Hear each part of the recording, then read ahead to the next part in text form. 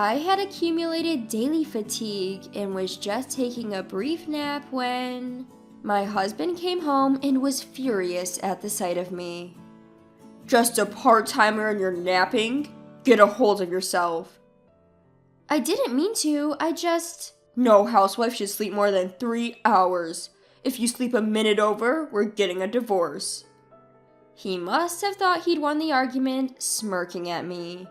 But I'm not a weak person who backs down from such things. I'll use his words against him and turn the situation around. My name is Rachel Williams, and I'm 28. After marriage, I quit my job to become a full-time housewife supporting my husband. My husband, Jack, is 32. He is an engineer at an IT company and was my former boss. We originally knew each other from work, and he was the one who approached me. For better or worse, my husband can be very strict. Even when we were dating, I was often scolded. Does anyone normally speak like this to their partner? That's what I first thought. He distinguishes between public and private and doesn't let personal feelings interfere. I was attracted to his straightforwardness. It was his idea for me to become a full-time housewife. When I was contemplating continuing my work after marriage, he said, "I want you to take care of the house. I'll be the one to work and earn for us." I remember responding anxiously. But wouldn't it be better to keep working and save up until we have kids? "I want the house to be clean when I come back. I'm not good at housework, so I want to ask you, Rachel." I see. If that's what you want, Jack, I guess I'll give being a housewife a shot. "Yeah, please do. I can take care of the income on my own." And so I became a full-time housewife just as my husband wanted. I was never particularly good at housework, but I didn't dislike it. After a year of marriage, I've come to realize something. Being a full-time housewife is surprisingly unbusy. Typically, the picture of a housewife is someone who's so consumed by chores that they barely have any time for themselves. But in reality, I'm done with all my housework by noon. Living in a single-story house might be a factor, as it's not as large as a 2-story home, thus less cleaning. Additionally, we don't have any kids, so it doesn't take that much time. Preparing meals is simple enough. Once I make breakfast and dinner for the both of us, I just whip up something quick for my lunch. Laundry isn't a daily task, which inevitably leaves me with free time. Another boring day. I sigh softly as I watch daytime TV. I could go out, but I don't have an income of my own, so shopping isn't exactly guilt-free. Meeting up with friends is difficult too, because everyone works during weekdays. On top of that, we live far from the town, out in the countryside. I would have preferred to live in an apartment near my workplace, but my husband Jack wanted our own home, so we ended up buying a newly built house in this remote rural area. It's fields as far as the eye can see, with the neighbors' houses quite far apart. Making new friends in such a place is next to impossible. Nonetheless, I have to remember that it was Jack who took out a mortgage to buy this house for us. As a full-time housewife, I'm not in a position to complain. I started doing this diet dance I saw on TV out of sheer boredom. It's simply dancing along to the videos they show. It works out the whole body, and my figure is becoming more toned with every session.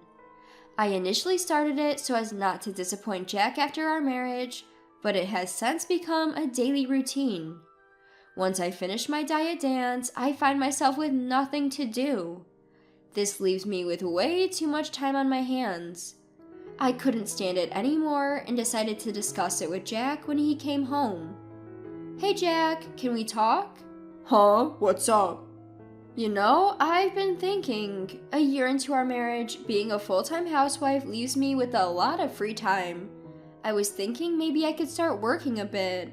"Work? No, I want you to take care of the house perfectly." I understand that, and I'll continue doing the housework properly, but it feels like a waste to just sit at home doing nothing. My husband Jack seemed discontent with the request. but I continued to explain my intentions to him nonetheless. Please, Jack, even if it's just a part-time job for a few hours, can't I work a little? But what part-time jobs are even around here? The bakery nearby is hiring part-timers. It's just about 4 hours in the afternoon, and it won't interfere with the housework, okay? Alright, but under one condition. Don't slack off with the housework, okay? Sure, thank you, Jack. With his permission, I went to the bakery in our neighborhood the next day. They seemed to be short-staffed, and I was hired on the spot. That's how I started working outside again after a year. There was a pile of unfamiliar tasks I had to learn, but I was more than happy to be able to work.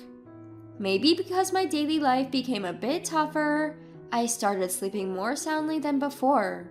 Then, one day, my usual 5 p.m. part-time shift ended up being extended until 6 p.m. I rushed home and started preparing dinner, but Jack got home before it was ready.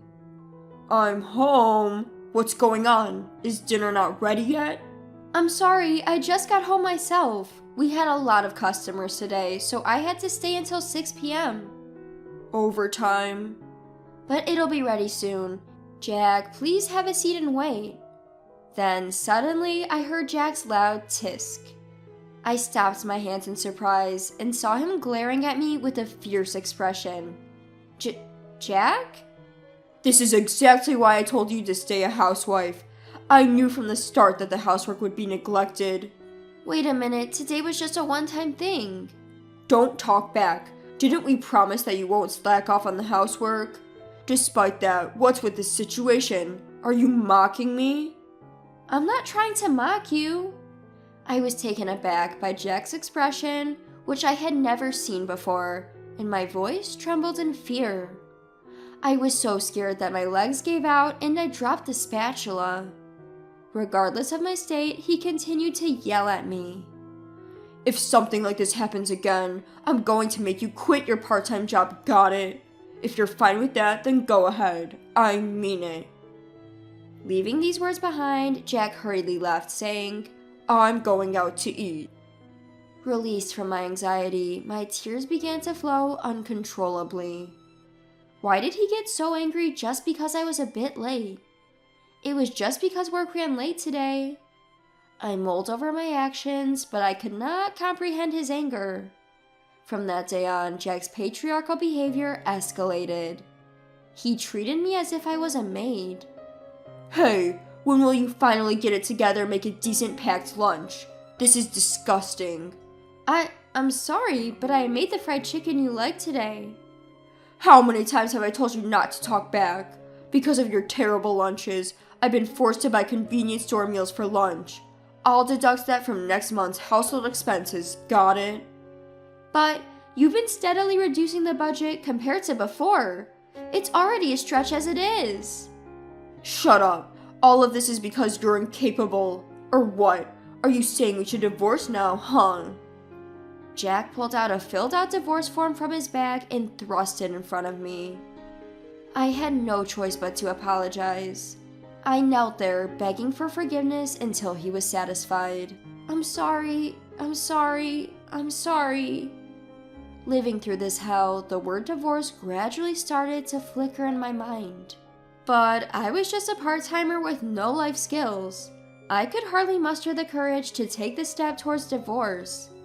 I gradually got used to waking up at 5 a.m. and quietly cleaned the house and prepared breakfast.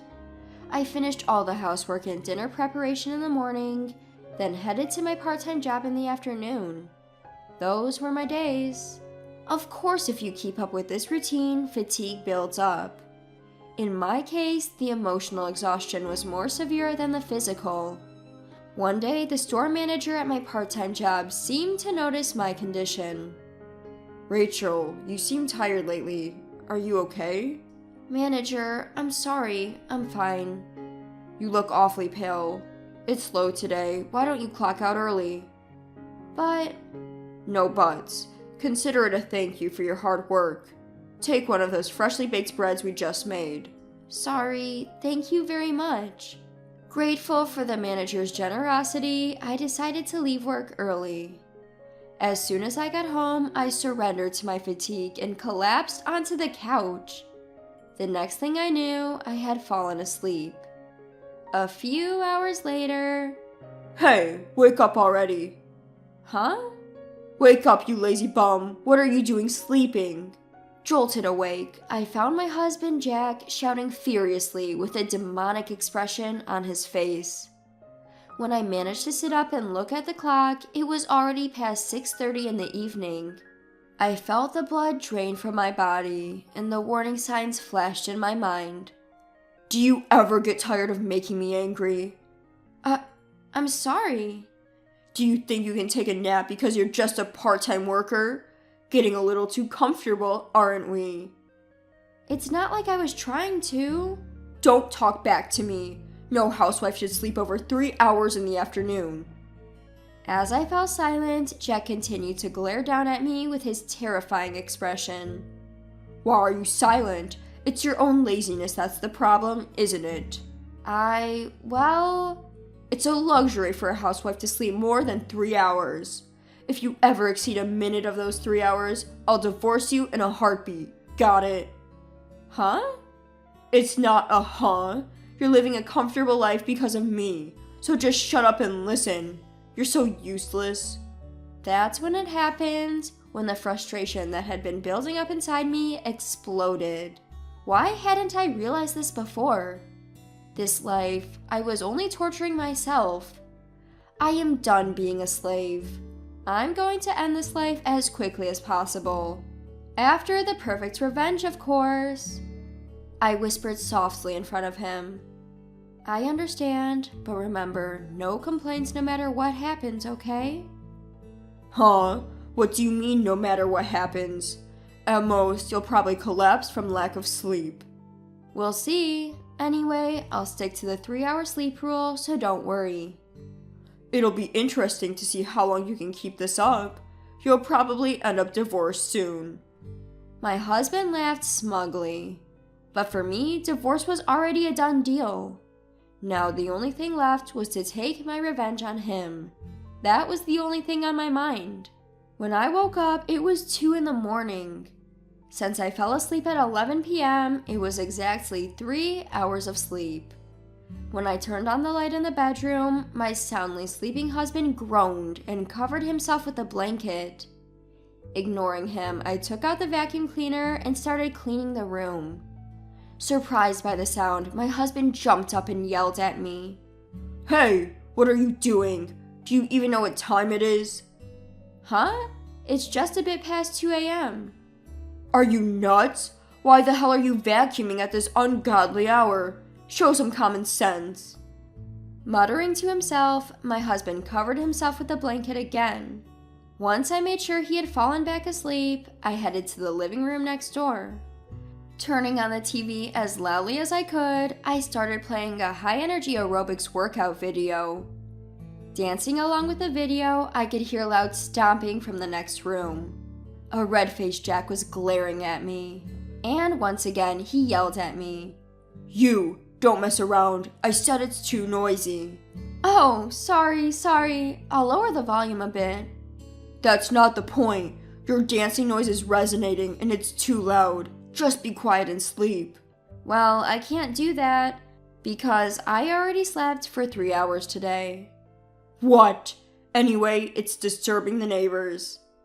Don't worry about it. After all, we live in the countryside and there aren't any houses around, are there? Haha. Huh? With a twisted expression, Jack looked at my beaming face. From that day on, I began to wake up at 2 a.m. every night to do all the housework. From 2 a.m., I ran the vacuum cleaner, the washing machine, and everything else. The spare time was for dancing exercises. Continuing this routine, Jack finally cried out a week later. I beg you, give me a break. I have an important meeting first thing in the morning. Huh? But I have to do the housework. Just sleep, please. But I've already slept for 3 hours. That's the rule, right? Oh, should I make some coffee to avoid getting sleepy? I'll start from grinding the beans in the mill. Wanna join? Please spare me. I beg you. I'm on my knees. For the first time, Jack bowed his head to me. Looking down at him, I coldly retorted, "Is that all you wanted to say?" Huh? You only bow your head for your own sake? Nothing else to say? No, I just want a good night's sleep for tomorrow's meeting. At his words, love froze from the bottom of my heart. He didn't think anything of the harsh words he had been saying to me? Huh? You want to sleep in? You push housework onto others and then tell them not to sleep more than 3 hours while you intend to sleep as much as you want? Don't be ridiculous. What do you think I've been feeling all this time living like this? You who can't even understand people's feelings have no right to marry and support someone. Hey, calm down. I didn't mean to. You've said it before, haven't you? Don't make excuses. I'll throw those words right back at you. Instead of making excuses, how about just saying, "I'm sorry. I'm completely fed up with you. You're such a jerk, I'll divorce you." I pulled out the divorce papers from his bag and filled them out on the spot. The next morning, I submitted the divorce papers at the city hall and packed my things to return to my parents' home. And so, I put an end to my relationship with my dominating husband. Afterwards, Jack's life was completely changed by my absence. The house turned into a mess, and even his suits for work became disheveled. He began eating out for every meal and soon fell ill. He started going to work looking worse every day, and people at work began distancing themselves from him. Hey, did you hear that Jack got dumped by his wife? That's plausible. Jack is harsh to others, but super lenient with himself. And not very competent either. Whispered gossip began to spread, and it became increasingly uncomfortable for him at work. I heard he's been absent without permission a lot lately. If things keep going this way, it'll only be a matter of time before he gets fired. As for me, I'm now commuting from my parents' house to the bakery. When I told the manager about my divorce, he asked me to work full-time.